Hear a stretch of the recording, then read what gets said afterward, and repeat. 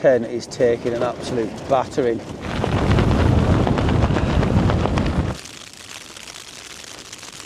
Had a massive thunderclap right above us. That was very close.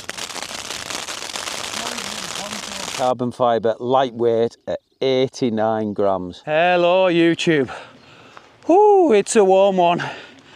29.5 Celsius on the way over today. We've just had a little bit of rain as we've pulled up, so it dropped to 26 Celsius. And we're over west today. We are out in the open fells, and we're just approaching the first destination for today, which is Cogra Moss Reservoir. I'm going to take a look at that, then we're walking up into the fells. We're going to tap a couple of Wainwrights and have a well camp. As always, it's great to have you all join me. And if you're a new viewer of the channel, welcome to A Cumbrian Lad Outdoors. I'm joined today by Dazzy B from the Bewley Brothers. Hello. Just the two of us today. Like I say, come join me on a well camp. Let's see what views today brings. We've just got to the reservoir and we're getting our first shower. There is thunderstorms forecast back home, but nothing like that in this area other than some heavy showers. A little bit breezy, you can see the water is choppy. Bit of wind damage over there. And yeah, we're heading up there somewhere. Should be a good one for me and Daz this. Like I say, there's nothing more than a few showers, although heavy forecast. So we should be right. This is turning into a lovely little trail. Looks like we'll be walking up past some woodland very soon. We've just got a bit of a heavy shower going at the moment, so you can see we've got the ponchos on and we're just taking a little bit of cover under some trees. Any showers or a rainfall that's forecast today is supposed to pass really quickly, so we're just taking 5 minutes here, get some water on board. I really do like the poncho for this time of year. You're saving a lot of pack size and weight, and it's more than ample for any rain that the weather will throw at you. However, I am going to be investing in a much better one. This is just a cheap one. It's velcroed up the side. The sides open right up. That's the Snug Pack Patrol poncho. Yeah. It's got arms on it where mine hasn't. You've got a pocket on the front. A pocket for maps or whatever. Thumb holes. You get the thumb in. There you go. Stuff in. Yeah. And it gets easily over your rucksack, doesn't it? Yeah. Yeah, I do like the look of that. I think Dad said he spent about 80 quid on that one, but he was having a look on eBay and they're going for about... I think it was 60 when I got it. 60 when you got it. About 50 on average. About 50 quid on Amazon and eBay and that at the moment, so I think that's one of my next purchases for sure. I do find, like with my rab jacket, yes, it keeps me dry from the rain that's falling, but this time of year I end up as wet with sweat anyway, so at least with the poncho you do have a bit of breathability. You know, the air's getting underneath it and everything, so it's working well for me. We're out the woodland now, and that rain just keeps coming and going. 1 minute the poncho's on, next minute it's off. The reservoir is back in view now. Cracking little summit just there. But as you can see, all around us is looking rainy in the distance. A nice summit there. Yeah, it's a little bit bleak at the minute. I'm hoping this is going to pass sooner rather than later. Just been doing a bit of running repairs for Daz. His boots are rubbing a little bit on the heels. So we've put a little bit of elastoplast tape on just to stop that blister from forming. I did the same before I set off, and so far, touch wood, I've got no hot spots at all. See the path that we've followed through the woodland and round the reservoir, up and round.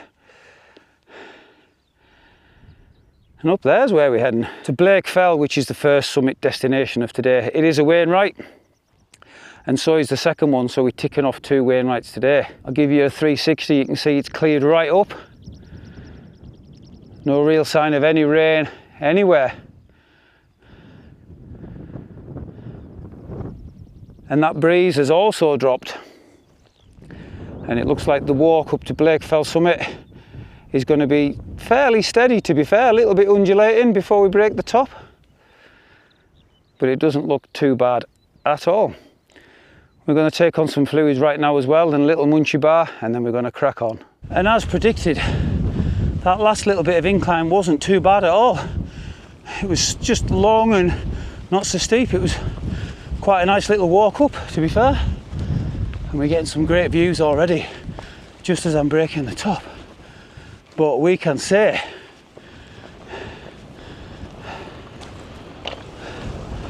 Blake Fell, done and boshed it, mate.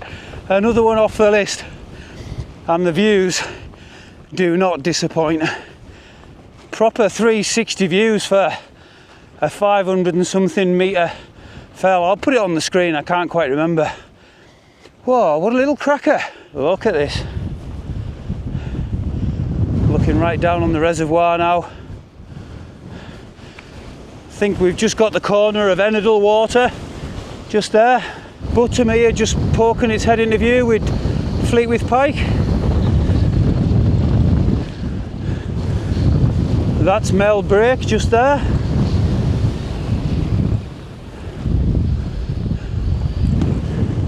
Yeah, I remember climbing that with Solo Summit here. That was steep. Big shout out Dave, Solo Summit here.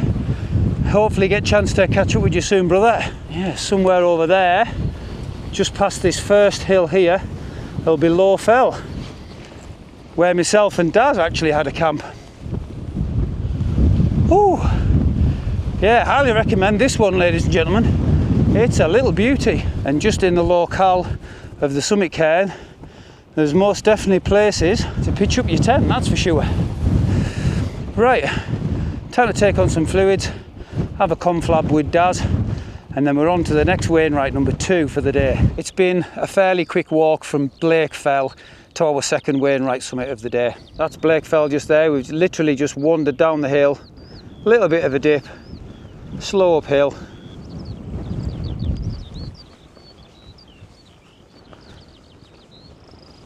Burnbank Fell. Done and boshed it, mate. Another one off the list. Wainwright number 2 of the day. And it is a fairly unassuming summit. It's still got great views, but there's other fells around here that we can't understand why they're not Wainwrights when this is considerably lower and the views probably aren't quite as good. That's Carlin Fell there. So you would have thought that would have been one. Obviously we've got Low Fell there that myself and Daz have camped before, but nevertheless we've still got a great 360 panoramic views for the night.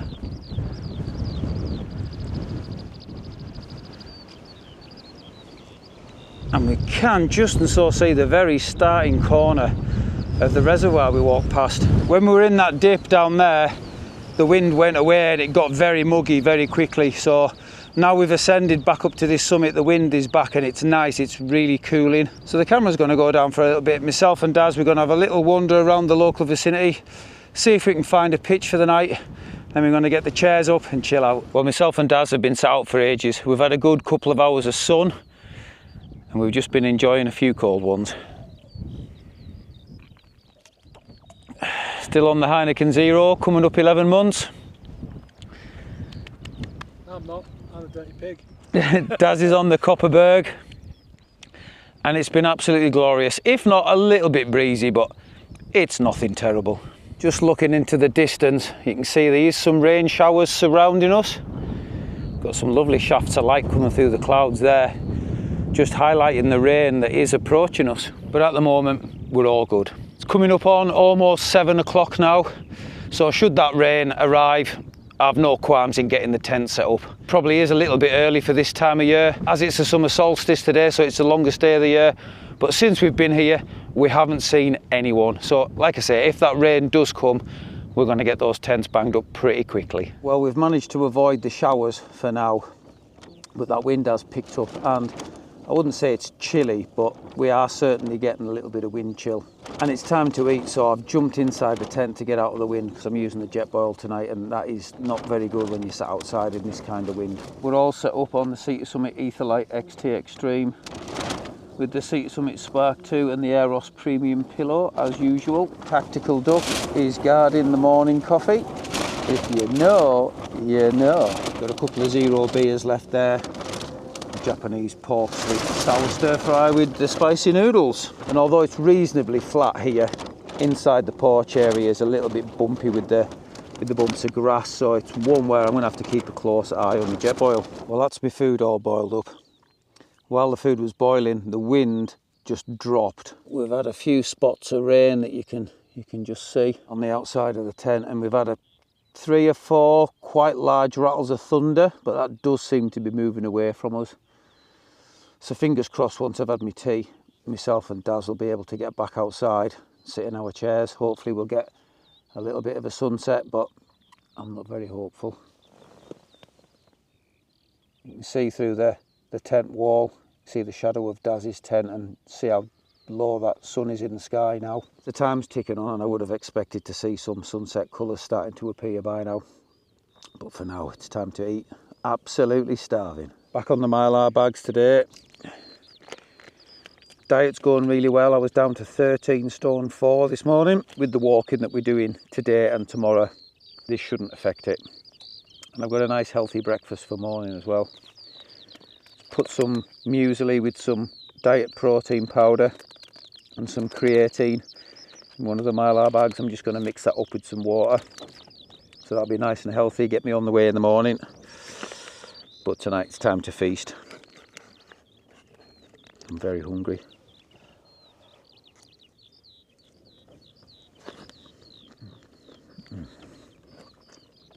Heaven. Yeah, I'm very hungry at the moment. I'm on a severely reduced calorie diet. But I have promised myself, if I can hit 13 stone by my birthday, which is in a couple of weeks, I am going to treat myself to a takeaway pizza. Right, as per usual, I'm going to get myself away and finish my food. You don't need to see me scram the full lot of this. Like I say, fingers crossed myself and Daz will be able to get back outside. Still in our tent, that rain keeps coming and going, and we do get the odd rattle of thunder. Although, as a bonus, that wind has dropped and it doesn't seem to be reappearing. Just light rain at the minute, just a few spots on the outside. And with that wind dropping, myself and Daz can just chat between the 2 tents. As I've mentioned in my last few videos, I am working on getting my base weight down to below 3 kilos and possibly even 2.5 kilos for a wild camp. And one of the things I've been looking at is a different power bank. I normally carry a 20,000 milliamp power bank. I also have a 10,000 milliamp power bank that came with my heated gilet. Both of those are quite heavy and bulky, and I noticed that I was barely even using one light on both of those. So I've got myself a new one. It's the Nightcore NB Air 5000 milliamp power bank. Carbon fibre, lightweight at 89 grams. Just look how thin it is. Carbon fibre shell. Touch the end there. It brings up the light so you know how much power you've got left in it. So far I've managed to charge my vape up and it charged it really quickly. And I'll be using it to charge my phone up overnight. So we'll take a look in the morning. At the moment, as you can see, we've got 4 lights, so we'll see what's left on it in the morning. Obviously only really good for an overnight solo camp, or indeed a camp with friends. Maybe not so much for multi-day hikes. However, with it being a smaller milliamp, it will charge up a lot quicker than the 10 and the 20,000. So if you're stopping in places where you could charge it up, then it might work. Because I'm useless with stats, I've got the details up on the phone. Unfortunately, glasses on, because I am of that age. It's got intelligent thermal protection, touch button protection, optimized charge, discharge, overcurrent protection, short circuit protection, over discharge protection, over voltage protection, all that good stuff. And it's waterproof to IPX7 standard. And look at it in the size of my hand. It's nothing. And it's just got the one USB-C to USB-C input and output, so you charge and discharge from the same port. So what I will do is I will pop a link in the description for you, so if you want to check it out you can do. But I'm down to saving grams off my wild camping kit, and that has definitely saved a few. So keep an eye on the channel over the next few coming camps to see how I get on with it. But so far I'm really liking it. For now it is looking pretty grim outside, and it's not looking like myself and Daz will get back outside. But I will bring you back before it's bedtime. I have just nipped outside the tent very briefly just to relieve myself and get the chairs in, and it's a country mile different than what it was when we were set out not that long ago. Looking back to the first summit of the day, and you can't even see the top. It's looking pretty hazy in places, very claggy in others. Not much visibility, not good for sitting out, so I'm going to jump back in the tent. Time's ticking on now and myself and Daz are thinking about getting our heads down. The rain is getting a bit heavier. You can see there's a lot more raindrops on the outside of the tent. And we've had a fresh lot of thunder. We had a couple of 3 really big rattles quite close to us. Just the waiting game now. Come on, give us one more rattle. Just a little rumble there. It's obviously moving past us again. We've had nothing consistent. It keeps coming and going, so fingers crossed we don't get much in the night and it doesn't wake us up. But that's all for today. Unless anything exciting happens, myself and Daz are getting our heads down for the night. Enjoy the photos I've got for you overnight, and as always, I'll see you in the morning. There's a big flash of lightning there. Here comes the rain.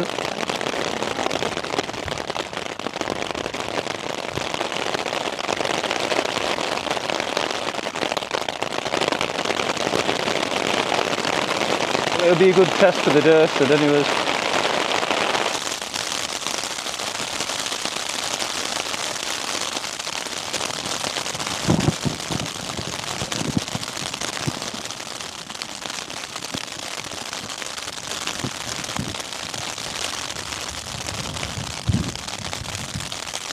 Yeah, we're definitely getting some good flashes of lightning and some thunderclaps now.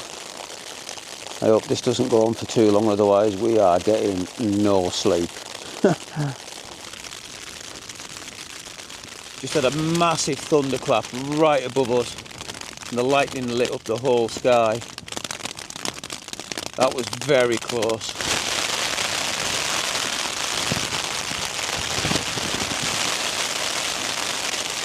Yeah, the old tent's getting blown around a bit now. That wind has picked right up.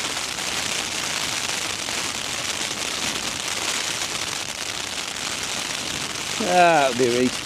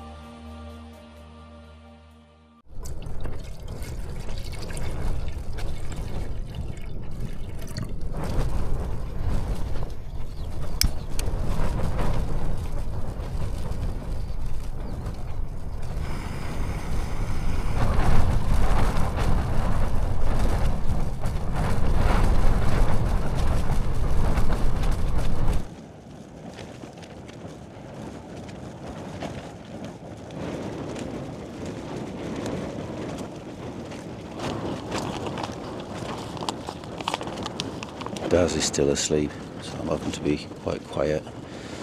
It's 4 o'clock in the morning. That thunderstorm kept going for about 2-3 hours last night. We had some really big flashes of lightning and some heavy claps of thunder. I think the rain petered out about midnight. I've had about 3 hours kip.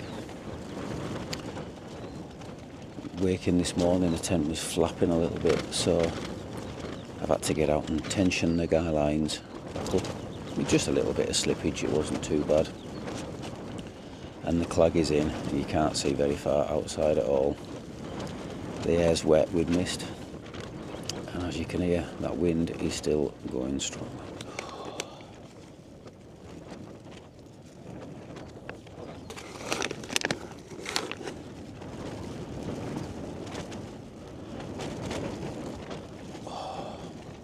Although this is healthier than a Yeti brekkie, I'd give my left arm for a Yeti brekkie right now.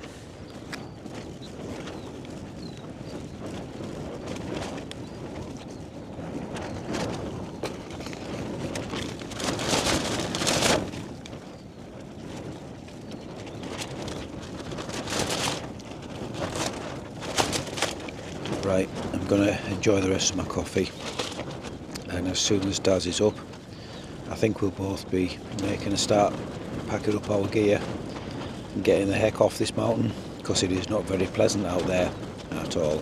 Daz is up now, and that wind is getting stronger and stronger. The tent is taking an absolute battering.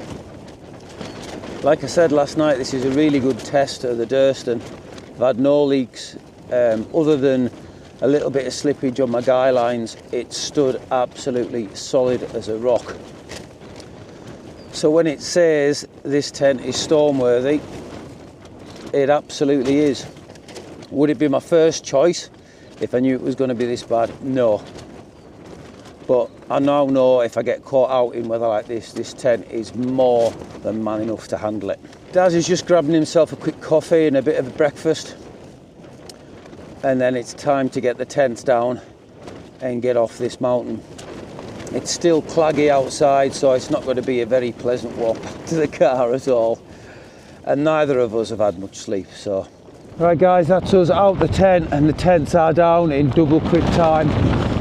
That wind is easily well into the 40s, if not approaching the 50 miles an hour, and it is time for us to get ourselves off the mountain. You can see that's where I had my tent last night. That's where Daz had his. Daz's rubbish bag ready to go. My rubbish bag ready to go. So as always, and as it should be, we'll be leaving no trace. Yes, not very pleasant at all this morning. Right, we're going to make a start on our descent. Hopefully we'll get out of this wind, and I'll be able to bring you back and at least show you some stuff on the way down. Oh, we'll see you in a bit. Up until now, visibility has been a little bit of a problem, but the Garmin Phoenix Pro 7 is keeping us on track. The visibility has improved. There's a couple of little obscure summit cairns that we've managed to tap on the way back down. But even though the vis has improved, it's still not great. And we're on a steep descent. But the wind has backed off, which is good, because my hands were starting to get cold. I'm hoping that myself and Daz will be back at the cars in somewhere in about an hour's time, something like that. We set off at 5 to 6 this morning to get back. So somewhere about 5 to 7 o'clock. I'm hoping we'll be back at the cars. Whew. That path that we were following, it was only just a path. It was more or less off-piste. But we are back on a proper forestry path now. Even though we've descended quite a lot, that mist is still very thick. But with the wind dropping now, we're not getting quite as wet. While I mind on, the Nightcore power bank, very, very impressed with that. It charged up my vape and it charged up my phone overnight, which is absolutely perfect, but there was little to none left in the tank this morning. But what I will say is it charged my phone fast charging, which none of my other power banks do. So for a one night camp, that is going to be the power bank that I'm using going forward. Absolute no-brainer. Shaving those grams off to get the pack weight down sub 3 kilo. Once again, I will put a link to it in the description if you fancy checking it out. But for now, we're just following this nice easy path. 5 to 7, and we've just hit Cogra Moss Reservoir. Although the wind has still dropped, it's still very misty even at low level. See up where we come from, the visibility is virtually zero now. But it does make the reservoir look very pretty. Another 10 minutes and we'll be back at the car, and that'll be exactly an hour from setting off from camp. So despite the foul weather overnight and this morning, that was a very enjoyable wild camp, and the first one where I've had a proper thunderstorm whilst in my tent. So tick that one off to experience. It was quite fun really, just sat inside the tent. I would imagine if the thunder was right above us and you could hear the lightning fizzing, that might have been a different story, but yeah, it all adds to the experience. As always, thank you all very much for joining me on this one, and once again, until next time, stay safe, much love from a Cumbrian lad.